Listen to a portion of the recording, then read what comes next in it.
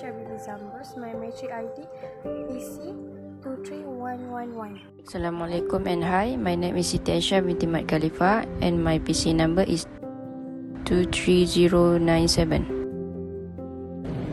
Assalamualaikum. My name is Putri Nur Alena Husna binti Gamal Zaman with my metric ID PC23071. Assalamualaikum and hi. My name is Elmis Nur Faika binti Zainal and my metric ID is PC23073. Assalamualaikum and hi. My name is Ahmad Afifah Rahim bin Muhammad Fazil. My ID number is BB23167.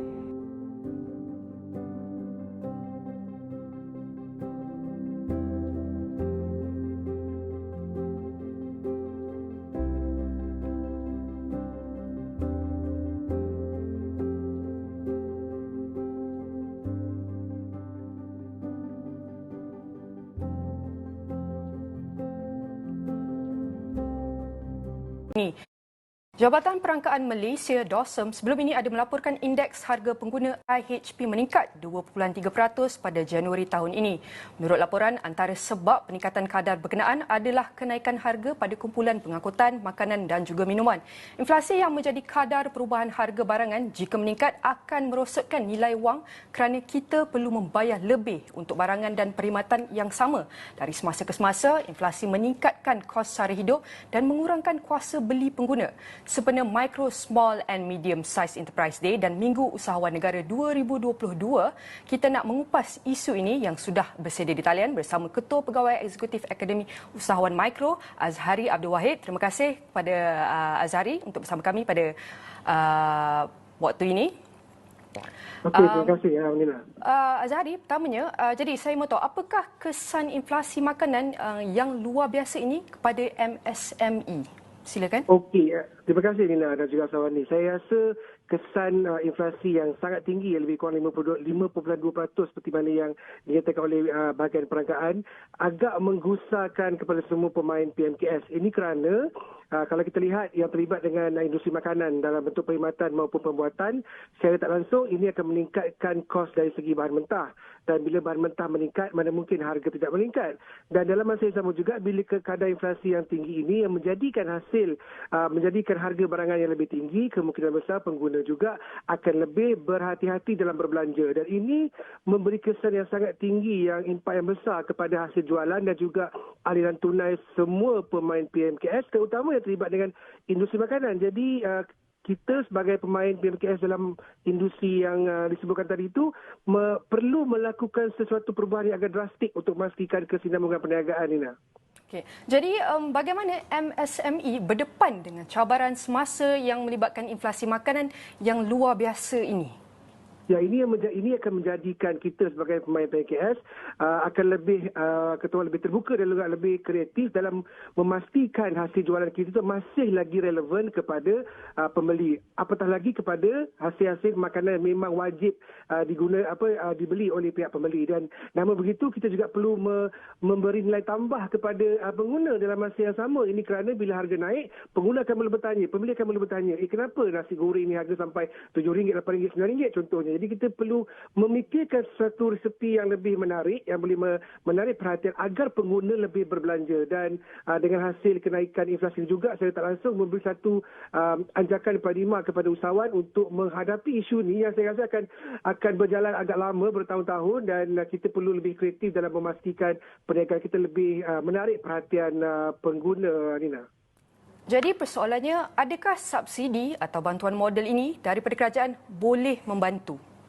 Dan kita nantikan sebesar mana atau sekecil mana bantuan yang diberikan oleh kerajaan membantu PMKS. Namun begitu, kita juga perlu ada inisiatif sendiri untuk memastikan perniagaan kita lebih berkesinambungan untuk menghadapi inflasi yang sangat tinggi ini. Dan di pihak kerajaan juga perlu lebih tegas dalam mengkaji akar umbi masalah yang timbul. Contohnya daripada segi pengeluaran, dari segi peraih, dari segi pembeli dan sebagainya. Jadi ini akan memberi sedikit sebanyak kesan yang baik kepada hasil jualan di peringkat pemain PMKS supaya kita lebih kekal relevan. Dalam masa yang sama juga kita lebih kontrol kita punya kos dan kita pilih satu cara yang lebih baik untuk memastikan bahan makanan yang kita keluarkan itu adalah lebih kos efektif, Lina. So, jadi sampai bila perniagaan kecil boleh bertahan jika keadaan tidak ada penambahbaikan ataupun tidak improve?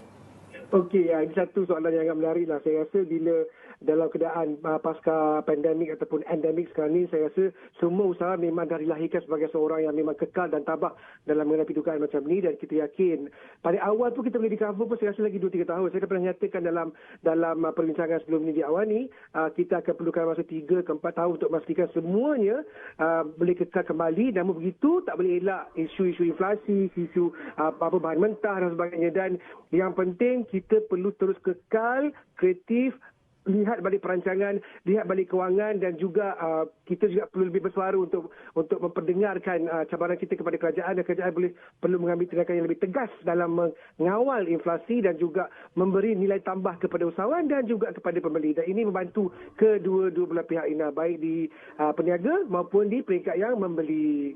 Itu, Ina. Jadi betul itu adalah sedikit perkongsian tentang krisis inflasi dan apa kesannya kepada SME. Kita ucapkan sekali lagi terima kasih kepada Azhari Abdul Wahid, Ketua Pegawai Eksekutif Akademi Usahawan Mikro. Boleh saya tahu nama Encik yang penuh?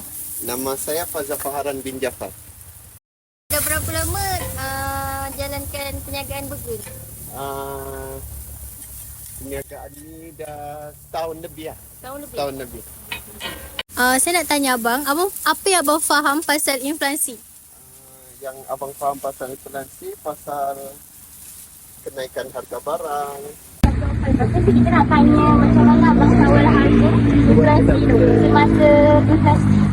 Naik harga barang kan, sebab kalau kita naikkan harga burger, pelanggan jadi kurang membeli.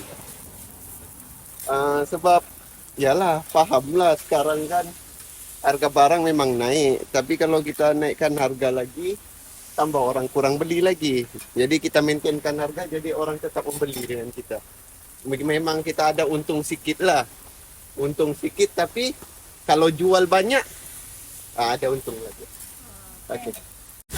Bagi Encik, inflasi ni bagus tak? Bagi saya memang inflasi ni memang tak bagus. Sebab akan membebankan.